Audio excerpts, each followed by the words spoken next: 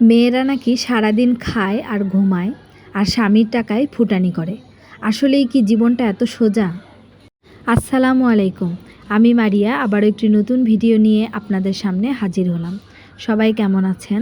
আশা করছি আল্লাহর অশেষ রহমতে সবাই ভালো আছেন। আলহামদুলিল্লাহ, আমরাও ভালো আছি। সকালে ঘুম থেকে উঠে মেয়েকে নিয়ে গিয়েছিলাম স্কুলে।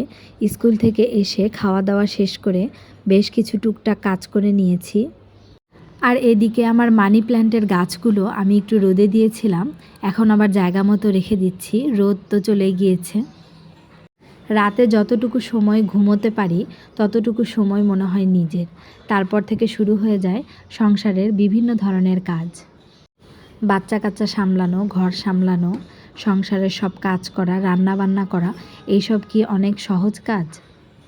মোটেই না। যারা আমরা করি তারাই জানি এই কাজগুলো যে কতটা কঠিন আর কতটা কষ্টের। কিন্তু অনেক ধরনের পৃথিবীতে মানুষ আছে যারা এই কাজগুলোকে আসলে কিছুই মনে করে না। আমি কিছুদিন আগে আমার ছেলে মেয়েকে ও তার বাবা সহ আমরা একটা রেস্টুরেন্টে খেতে গিয়েছিলাম। তো আমাদের মতোই আর একটা ফ্যামিলিও এসেছে রেস্টুরেন্টে খাওয়া দাওয়া করতে।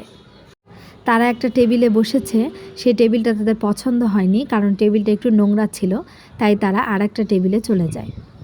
ঠিক তখনই রেস্টুরেন্টে একটা মহিলা আসলো। মহিলার কথায় মনে হলো তিনি চাকরিজীবী। তো মহিলাটা ঠাস করে বলল, স্বামীর টাকায় খায় আর স্বামীর টাকায় চলে, তো রাজার জীবন, কি রেখে কি করবে দিশা পায় না।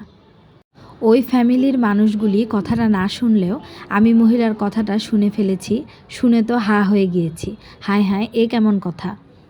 আমরা মধ্যবিত্ত যারা আছি বেশিরভাগ মেয়েরাই আমরা স্বামীর টাকায়, বাবা মার টাকায় চলে থাকি।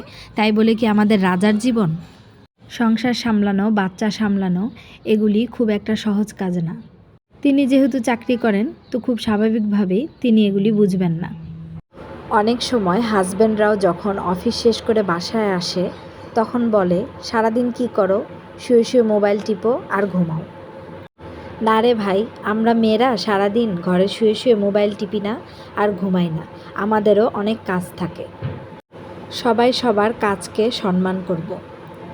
পৃথিবীতে কোনো কাজই সহজ না। আমরা যারা গৃহিণীরা আছি আমাদের কাজগুলো কিন্তু সহজ না। সবাই সবাইকে সম্মান করব, সবাই সবার কাজকে সম্মান করব।